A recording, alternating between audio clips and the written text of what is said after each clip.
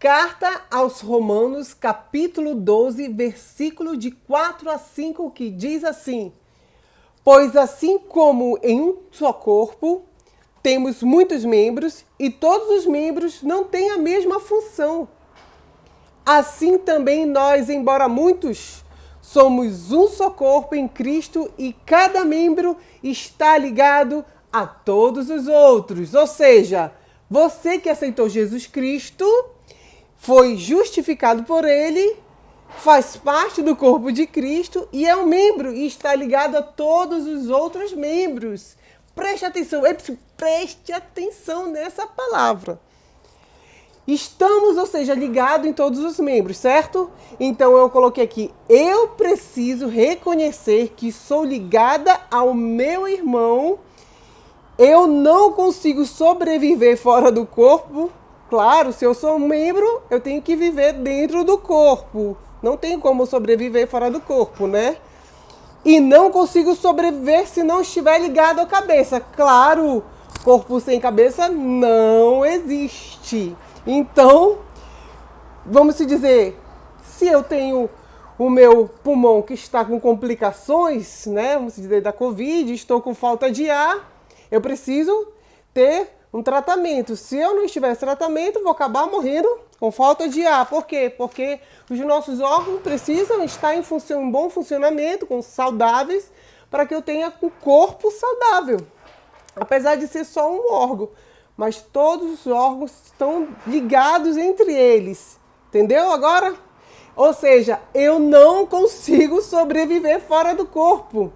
Eu não consigo sobreviver se não tiver ligado à cabeça. Entendeu? Vamos colocar umas outras explicações. O que eu quero falar hoje é esse tema ligado no corpo. Eu vou falar de uma forma bem sutil, simples, pequena, porque esse tema abrange muito mais do que isso. Mas vamos lá. Hebreus 13, 17, que diz assim: Sejam obedientes aos vossos líderes espirituais e submissos a autoridades que exercem. Eles velam por vossa alma como quem há de prestar contas. Repetindo o que eu vou dizer. Eles velam por vossas almas como quem há de prestar contas. É isso mesmo. Eles prestam diante de Deus contas da sua vida, da minha vida, como eu faço parte do corpo de Cristo. Então, eu não consigo sobreviver fora do corpo. Eu não consigo sobreviver se não estiver ligado à cabeça, que é Cristo. E essa autoridade está sob a liderança. Eu vou colocar só um parênteses aqui, que eu coloco aqui, ó. O princípio da autoridade. Preste bem atenção. Deus instituiu para organizar o corpo de Cristo. Se eu quebrar esse princípio da autoridade e rejeitar, eu rejeito a Deus. Ah, mas onde está escrito isso? Vamos ver lá em 1 Samuel, capítulo 8, versículo 7, que diz assim: Então, preste atenção nesse texto. Então, todos os anciões de Israel se reuniram e vieram a Samuel até Ramá. Samuel era o profeta de Deus. E lhes disseram: Eis que és velho, e os teus filhos não andam nos teus caminhos? Agora prepara-nos um rei para nos julgar como todas as nações? Mas aquilo desagradou Samuel quando eles disseram: Dai-nos um rei para nos julgar. E Samuel orou ao Senhor. Preste atenção no que o Senhor disse. E o Senhor disse a Samuel: Atenta a voz do povo em tudo o que disserem, pois não rejeitaram a ti, mas rejeitaram a mim. Ou seja, quando nós quebramos o princípio da autoridade de Deus, daquele que Deus constituiu ali em cada igreja, na nossa congregação, estamos rejeitando ao próprio Deus. E a palavra de Deus também fala: se eu ficar questionando e não me submeter, isso é rebelião. Ou seja, a Bíblia me diz que isso é um pecado de feitiçaria. Ou seja, não se iluda, viu, querido? Não se iluda que isso é muito sério quando você não se submete à autoridade que Deus constitui ali na sua igreja, na sua congregação, seus pastores, seus líderes. Honrem Ele o máximo possível. Jamais fiquem questionando, fiquem agindo de uma forma que cause divisão no corpo de Cristo, viu? Isso é muito perigoso para você, para a sua vida e para toda a sua família, tá bom? Então vamos continuar aqui. Quero também afirmar, é bom assistir os cultos pela internet, é ótimo, né? É cômodo também, né? Mas quando há necessidade, o irmãozinho tem necessidade, algum realmente não pode estar cometido de algum problema, como eu coloquei até aqui, é uma saída boa que Deus nos dá, né? Claro, para nós, é um meio de ajuda para nós recuperarmos o culto que não assistimos.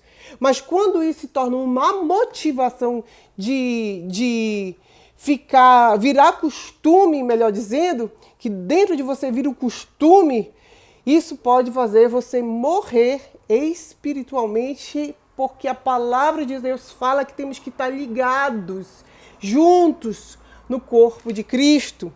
Ou seja, somos ligados aos membros e a cabeça, ou seja, somos ligados com os irmãos e a cabeça, que é a liderança. Essa unidade, aquele momento junto ali dentro da casa de Deus, na congregação, te faz um membro saudável. Não faz você ser, como meu pastor diz, uma múmia paralítica, né? Ou você quer ser uma múmia paralítica? Eu não quero, então eu vou para a casa de Deus. Ou seja, eu não consigo sobreviver fora do corpo, fora da congregação. Eu não consigo sobreviver se não estiver ligado à cabeça, à nossa liderança, aos meus pastores. E eu coloco também aqui um texto muito legal que eu gostei, que fala em Mateus 5, de 1 a 2. E Jesus vendo a multidão, ele subiu ao monte e quando estava sentado, aproximaram deles os discípulos e ele, abrindo a sua boca, ensinava. Preste atenção aí, ó. Ele abria a sua boca e ele ensinava ali no monte. Ou seja, o corpo precisa de um alimento para ser saudável, precisa de exercício, né? Precisa comer, né? Precisa tomar água. E eu coloquei aqui, a boca de Deus é a Bíblia, é a palavra de Deus. Nós precisamos ser alimentados e também ser ensinados, né? E diz a palavra de Deus aqui, como Jesus pregava, no monte, ou seja, Deus prepara um lugar, tem uma esfera ali para você ficar, um corpo de Cristo, na igreja que você precisa congregar. E Deus preparou para mim e para você, porque eu faço parte, eu tenho uma função importante no corpo. Você entende isso? Você tem uma função importante no corpo de Cristo. Todos os órgãos estão ligados um no outro, entendeu? Cada um tem a sua função e faz com que o corpo funcione saudavelmente. Entendeu isso? Ou seja, você é precioso aos olhos de Deus. Você é importante no corpo de Cristo, querida. Sua função é muito importante, meu querido. Então, todos nós juntinhos ali fazemos parte de um corpo que se torna saudável. Ou seja, também, por que saudável? Porque nós nos alimentamos. Jesus não falou? Ele abriu a sua boca e começou a ensinar. Porque aquela unidade ali, quando Deus abre a boca, a palavra de Deus nos alimenta, nos dá crescimento, nos faz sermos produtivos. Você não quer ser produtivo? Eu quero ser produtivo, eu quero frutificar, eu quero crescer. Ou seja, eu não consigo sobreviver fora do corpo. Eu não consigo sobreviver se não estiver ligado à cabeça, que é Cristo, que é a liderança, né?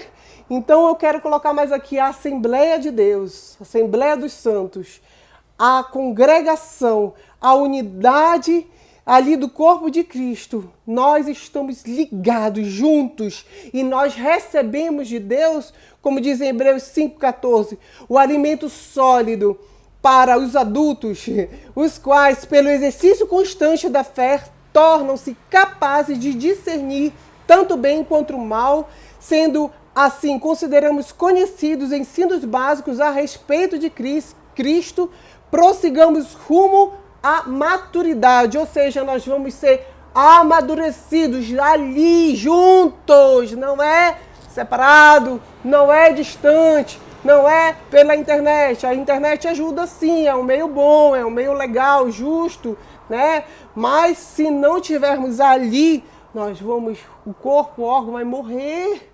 Infelizmente, vai morrer espiritualmente.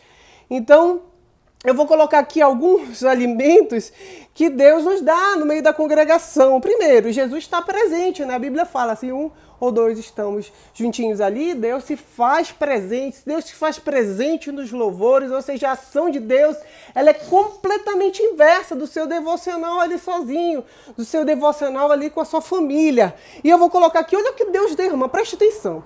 Ele derrama amor, fruto do Espírito, sabedoria, entendimento, ele diz, dá certeza de salvação, discernimento do bem e do mal, revelação de coisas grandes e ocultas que tu não sabes, querido. Ele dá a palavra de Deus também, ela nos desnuda a nossa vida e nos confronta nosso erro e nos faz fazer amadurecer, crescer para sermos como aquela casa firme. E quando vem os ventos, você não balança, você não cai, porque você está na rocha, ali seguro no Senhor. Ele derrama santidade também, pureza. Nós somos noivas, nos tornamos noivas sem mácula, sem ruga, preparadas para o arrebatamento. Ele derrama justiça, libertação, restauração, caráter agradável a Deus, nos ensina a ter controle espiritual, fortalecimento. Ele derrama dons, talentos. Você tem um chamado individual que Deus tem preparado para você. Ele derrama prosperidade. Ele nos ensina a perdoar, a liberar perdão. Ai, eu tô cansada, é muita coisa. Nos ensina a suportar, para sermos pessoas também misericordiosas, longânimos, benignos, fruto do Espírito Santo, ou seja, ele nos enche de fé, de paz, de tranquilidade, de consolo, de bem-estar, de comunhão, unidade, humildade, obediência, submissão, cura. Ele faz seus milagres e prodígios. Ele nos dá proteção. Estamos debaixo da sombra do Altíssimo. Ele nos ensina a sermos agradecidos, agradecimento puro, genuíno, que vem de Deus. Ele nos ensina a ter ânimo, força, coragem, garra, ousadia. Ou seja, Deus, ele faz um movimento, ele não deixa ninguém parado. Ele enche-nos do seu fogo vivo, da brasa viva do altar, que queima os corações todos os dias de nossas vidas. E eu termino aqui. Deus manda te dizer, querido, reconheça isso. Se todos pudessem, como Davi, entender a maravilhosa graça de estar junto ali na igreja, na congregação, com os meus irmãos ali, louvando a Deus. Como diriam como Davi, pois um dia nos teus átrios vale mais do que 1000. Em qualquer outro lugar, preferi estar à porta da casa do meu Deus que habitar nas tendas da perversidade. Eu finalizo assim, querido, aquele que estiver sedento, eu darei gratuitamente a água da vida. E como diz Jacó, quão temível aquele lugar é Betel, casa de Deus, a porta para os céus. Deus te abençoe.